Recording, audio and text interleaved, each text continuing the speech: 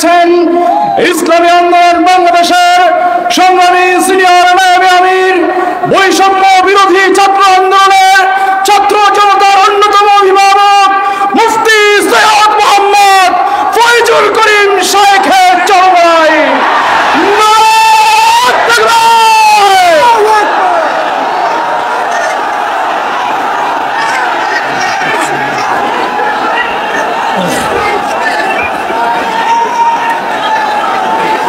আসসালামু আলাইকুম ওয়া রাহমাতুল্লাহি ওয়া বারাকাতুহু। নাহমাদু ওয়া নুসাল্লি আলা রাসূলিহিল কারীম, আম্মা বা'দ, ফাআউযু বিল্লাহি মিনাশ শাইতানির রাজীম। বিসমিল্লাহির রাহমানির রাহিম। ওয়া তিলকাল আইয়ামু নুদাবিলুহা বাইনান নাস। সাদাকাল্লাহুল আলিয়্যুল আযীম। আল্লাহুম্মা সাল্লি আলা মুহাম্মদ ওয়া আলা আলি মুহাম্মদ। ইসলামী আন্দোলন বাংলাদেশ কর্তৃক আয়োজিত আজকে এই সমাবেশের সভাপতি আমাদের শ্রদ্ধাভাজন আমির হযরত পীর সাহেব হুজুর চরমনাই দামাত বরকাতুল আলিয়া, কেন্দ্রীয় নেতৃবৃন্দ সহ সকল স্তরের জনগণ ভাইয়ের আমার, বৈষম্য বিরোধী আন্দোলনের মাধ্যমে আমরা আবার স্বাধীনতা পেয়েছি। আপনাদের কথা মনে রাখতে হবে, আজকে যে ভূখণ্ডে দাঁড়িয়ে আছেন, এই ভূখণ্ড কিন্তু একবার স্বাধীন হয় নাই। একবার আমরা ব্রিটিশদের বিরুদ্ধে আন্দোলন করেছিলাম স্বাধীনতার জন্য। সেই আন্দোলনের দাবি কি ছিল? ন্যায্য অধিকার। ব্রিটিশ মুসলমানদের বিরুদ্ধে, এদেশের মানুষের বিরুদ্ধে জুলুম অত্যাচারের স্টিমুলার চালিয়েছিল। এই জুলুম থেকে বাঁচার জন্য মানুষ ব্রিটিশদের বিরুদ্ধে আন্দোলন করেছিল, জীবন দিয়েছিল। আপনারা জানেন, চাকরি চর থেকে শুরু করে খায়বার পর্যন্ত এমন কোনো গাছ ছিল না যে গাছের মধ্যে একজন আলেমকে ফাঁসিতে ঝুলানো হয় নাই। লক্ষ লক্ষ মানুষ জীবন দিয়েছিল। এই বাংলার মধ্যে ৮০,০০০ মাদ্রাসাকে ভুলুণ্ঠিত করা হয়েছিল। দিল্লির মধ্যে ১,০০০ মাদ্রাসাকে নিশ্চিহ্ন করা হয়েছিল। হাজার হাজার লক্ষ লক্ষ মানুষ হিজরাত করতে বাধ্য হয়েছিলেন শুধু একটা আশায়, মানুষ শান্তি পাবে, মুক্তি পাবে। দেশ স্বাধীন হলো, ব্রিটিশ চলে গেছে, ভেবেছিলাম এবার মানুষ শান্তি পাবে, মুক্তি পাবে। কিন্তু না, আমরা দেখলাম মুসলমানদের বিরুদ্ধে ওরা আবারও ষড়যন্ত্র শুরু করেছে। মুসলমানদের অধিকার প্রতিষ্ঠিত হচ্ছে না, মুসলমান অধিকার পাচ্ছে না। আবার মুসলিম লীগের নেতৃত্বে এদেশের মানুষ আন্দোলন করেছিল, সংগ্রাম করেছিল মুক্তি পাওয়ার জন্য, শান্তি পাওয়ার জন্য, নিরাপত্তা লাভ করার জন্য। পাকিস্তান নামীয় একটা ভূখণ্ড আমরা পেয়েছিলাম, ভেবেছিলাম আমরা শান্তি পাবো, মুক্তি পাবো। পাকিস্তানের দুইটা অংশ, পশ্চিম পাকিস্তান, পূর্ব পাকিস্তান। এই পশ্চিম এবং পূর্ব পাকিস্তানের মধ্যে ১৭০০ কিলোমিটার ডিস্টেন্সের মধ্যে একই নামে দুইটা রাষ্ট্র ভাগ হয়ে, ভারত থেকে ভাগ হওয়ার কারণটা কি ছিল? একমাত্র অধিকার, একমাত্র শান্তি, একমাত্র মুক্তি। কিন্তু আমরা কি দেখেছি? পশ্চিম পাকিস্তানের লোক আমাদেরকে মুক্তি দেয় নাই, অধিকার ফিরিয়ে দেয় নাই। তারা বৈষম্যতা সৃষ্টি করেছে। চাকরি বড় চাকরি তাদের, ছোট চাকরি আমাদের, ভালো খানা তাদের, খারাপ খানা আমাদের। ভালো পড়বে তারা, খারাপ পড়বো আমরা। আবার মানুষ আন্দোলন সংগ্রাম করেছে বৈষম্যের বিরুদ্ধে, যে না, আমরা সাম্যতা চাই, আমরা প্রত্যেক অধিকার ফিরে পেতে চাই। এর জন্য দেওয়া হয়েছিল ৬ দফা, ১১ দফা, ১৮ দফা, ২১ দফা। মানুষের সেই দফার মধ্যে শুধু একটাই স্লোগান ছিল, আমরা মুক্তি চাই, শান্তি চাই। এই শান্তি পাওয়ার জন্য মানুষ আবার অস্ত্র ধরেছিল, জীবন দিয়েছিল, রক্ত দিয়েছিল। মানুষ এদেশ থেকে বিদেশে পালাতে বাধ্য হয়েছিল শুধু একটা আশায়, মানুষ শান্তি চায়, মুক্তি চায়। দেশ স্বাধীন হয়ে গেল হাজার রক্তের বিনিময়, জীবনের বিনিময়, কিন্তু না, ৭৫ আমরা কি দেখলাম? আমাদের দেশের মানুষ যাদের নেতৃত্বে এদের স্বাধীন হয়েছিল তাদের বিরুদ্ধে আন্দোলন করেছে, সংগ্রাম করেছে। কারণটা কি? মুক্তি দিতে পারে নাই, মানুষের অধিকার ফিরিয়ে দিতে পারে নাই, বৈষম্যতা রক্ষা করতে পারে নাই, সাম্যতাকে প্রতিষ্ঠিত করতে পারে নাই। মানুষ আবার আন্দোলন করেছে, আবার সংগ্রাম করেছে।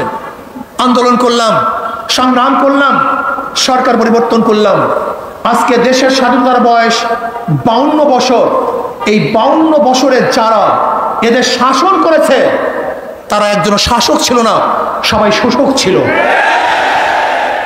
যারা 52 বছর এদের শাসন করেছে তারা জনগণের কল্যাণে কাজ করে নাই, নিজেদের দল এবং নিজের কল্যাণে কাজ করেছে। এই 52 বছর যারা শাসক ছিল তারা মানুষের অধিকার প্রতিষ্ঠিত করতে পারে নাই, বরং নিজের অধিকার প্রতিষ্ঠিত করেছে, নিজের দলের অধিকারকে প্রতিষ্ঠিত করেছে। এরপরে আবার আন্দোলন হলো, এই 24 সনে আন্দোলন হলো। আপনারা আন্দোলনে শরীক ছিলেন, মনে রাখতে হবে বৈষম্য বিরোধী আন্দোলনের ছাত্রদের প্রথম ভূমিকা ছিল। পরবর্তীতে এই আন্দোলন শুধু ছাত্র ছিল না, এদেশের আপামর জনসাধারণ, পুরুষ মহিলা, শ্রমিক, কুলি, মজদুর, তাঁতি, মাদ্রাসার ছাত্র, স্কুলের ছাত্র, কলেজের ছাত্র সহ সমস্ত মানুষ ঝাঁপিয়ে পড়েছে। আমরা মাঠে থেকে সশরীরে নেতৃত্ব দিয়েছি, এই শেখ হাসিনার জুলুমের বিরুদ্ধে আন্দোলন করেছি। আমরা আবার স্বাধীনতা পেলাম, কিন্তু আমরা কি দেখলাম? যেই কারণে মানুষ স্বাধীন করেছে দেশ, যেই কারণে মানুষ জীবন দিয়েছে, কিন্তু আমরা দেখলাম সেই স্বৈরাচার খুনি শেখ হাসিনা বিদায়ের পরে আবার জুলুম, আবার অত্যাচার, আবার অবিচার, আবার আগুন, আবারও খুন, আবারও দখলদারি, আবারও চাঁদাবাজি। না, এই কারণেই আবু সাইদ রক্ত দেয় নেই, এই কারণেই মুগ্ধ রক্ত দেয় নেই, এই কারণে আমাদের হাজারো সংগঠনের ছেলেরা জীবন দেয় নাই, এই কারণে এদেশের মানুষ পঙ্গু হয় নাই, এই কারণে এদেশের মানুষ রাস্তায় ঝাঁপিয়ে পড়ে নাই। আমরা আগুন সন্ত্রাস বন্ধ করতে চাই, আমরা জুলুম বন্ধ করতে চাই। একটা চিহ্নিত মহল, একটা চিহ্নিত মহল, সুযোগ সন্ধানী, তারা আবার সমস্ত ঘাটগুলিকে দখলে নিয়েছে, সমস্ত প্রতিষ্ঠানগুলিকে দখলে নিয়েছে। না, দখলদারদেরকে আমরা আর দেখতে চাই না, খুনিদেরকে আর দেখতে চাই না, জালেমদেরকে দেখতে চাই না। যারা 52 বছর ক্ষমতায় বসে জুলুম অত্যাচার করেছে, দ্বিতীয়বার তাদেরকে আর ক্ষমতায় দেখতে চাই না। আমরা চাই এদেশের মানুষ মুক্তি হবে, শান্তি পাবে। এদেশের মালিক জনগণ, জনগণের সাথে সেই মালিকানা আচরণ করা হবে, জনগণের সাথে ভদ্র ব্যবহার করা হবে, জনগণকে শ্রদ্ধা করা হবে, সম্মান দেওয়া হবে। কিন্তু দেখা যায় কোনো অফিসের মধ্যে কোনো জনগণ যদি ঢুকে, মনে হয় যেন মানুষ আসে নাই, জানোয়ার এসছে। জানোয়ারকে যেইভাবে স্নেহ করে, একটা কুকুরকে ওদের বিছানায় উঠায়, একটা কুকুরকে আদর করে, একটা কুকুর করে নিজের হাতে খাওয়িয়ে দেয়, আর মানুষ রূপে আশরাফুল মাখলুকাতের প্রতি ওদের কোনো শ্রদ্ধা নাই, সম্মান নাই, স্নেহ নাই, মমতা নাই, ভালোবাসা নাই। এর কারণে এদের স্বাধীন হয় নাই। জনাবে মুহাম্মদ রাসূলুল্লাহ সাল্লাল্লাহু আলাইহি ওয়াসাল্লাম যেরকম ফতে মক্কার দিন ঘোষণা দিয়েছিলেন, আজকে কে আমির, কে মামুর, কে সাদা, কে কালো, কে কুরাইশ, কে নন কুরাইশ, কে গোলাম, কে মালিক, এর কোনো ভেদাভেদ থাকবে না। সবাই আশরাফুল মাখলুকাত মানুষ, সবার অধিকার সমান থাকবে। কে দল করে, কে দল করে না, কি আমার দল করে, কে অন্য দল করে, কে কালো আর কে সুন্দর, কে বড়লোক, কে গরিব, কে শিক্ষিত, কে মূর্খ, না, এরকম ভেদাভেদ আমরা চাই না। কে মুসলমান, কে হিন্দু, কে খ্রিস্টান, এই ধর্মীয় বৈষম্যতা আমরা চাই না। এদেশের প্রত্যেকটা নাগরিকের অধিকার সমান থাকবে। আমরা সবাই বাংলাদেশি, আমরা সবাই বাংলাদেশের নাগরিক। আর সাম্যতা এবং জুলুম নির্যাতনের ব্যাপারে একমাত্র গ্রান্তি দিতে পারে ইসলাম। ইসলামের বাহিরে কোনো নীতি আদর্শ সাম্যতা স্থাপন করতে পারে না, মানুষের অধিকারকে ফিরিয়ে দিতে পারে না। কাজে আসুন, আমাদের কর্ম শেষ নয়, আমাদের কর্ম এখনো অনেক বাকি আছে। সমস্ত মানুষের দ্বারে দ্বারে যেতে হবে, মানুষের সেবায় আমাদের আত্মাকে উৎসর্গ করতে হবে। ইসলামী আন্দোলন বাংলাদেশের প্রত্যেকটা মানুষের নিয়ত থাকতে হবে, আমরা একজন সেবক, আমরা জালেম নই। আমরা জালেমদের বিচার চাই, অবৈধ খুনের বিচার চাই, কিন্তু নিরাপদ লোক যেন কোনো অবস্থাতেই জুলুমের শিকার না হয় সেইভাবেও আমাদের খেয়াল রাখতে হবে। অন্তর্বর্তীকালীন সরকারকে আমরা ধন্যবাদ জ্ঞাপন করতেছি। মানুষ যেই আশা, যেই বুক ভরা আশা নিয়ে রক্ত দিয়েছে, জীবন দিয়েছে, আপনারা সেই আশা এবং আকাঙ্ক্ষা বাস্তবায়ন করবেন, সেই দিকেই তাকিয়ে থাকবো।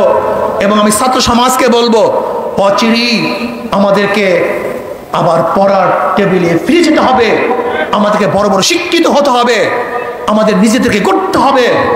আমরা শুধু বাংলাদেশের নেতৃত্ব দেবো না, গোটা দুনিয়ার নেতৃত্ব এই বাংলাদেশের জনগণ দেবে ইনশাআল্লাহ। আল্লাহ আমাকে এবং আমাদের সবাইকে সেই যোগ্যতা সম্পন্ন নেতৃত্ব তৈরি করার, নেতৃত্ব অর্জন করার তৌফিক দান করেন। দেশকে শান্তি রাখেন, আগামী ইসলাম হুকুমত কায়েম হবে সে আশা প্রত্যাশা নিয়ে অপেক্ষায় আছি। আল্লাহ পাক যেন সেটা দেখার তৌফিক দান। যেরকম একবার বলেছিলাম, আল্লাহ যেন শেখ হাসিনার পতনের সেই অবস্থান চোখে দেখার তৌফিক দান করেন। আজকে আমরা বলেছি, আল্লাহ যেন আমাদেরকেও সেই ইসলাম হুকুমত চোখে দেখার তৌফিক দান করেন। আসসালামু আলাইকুম।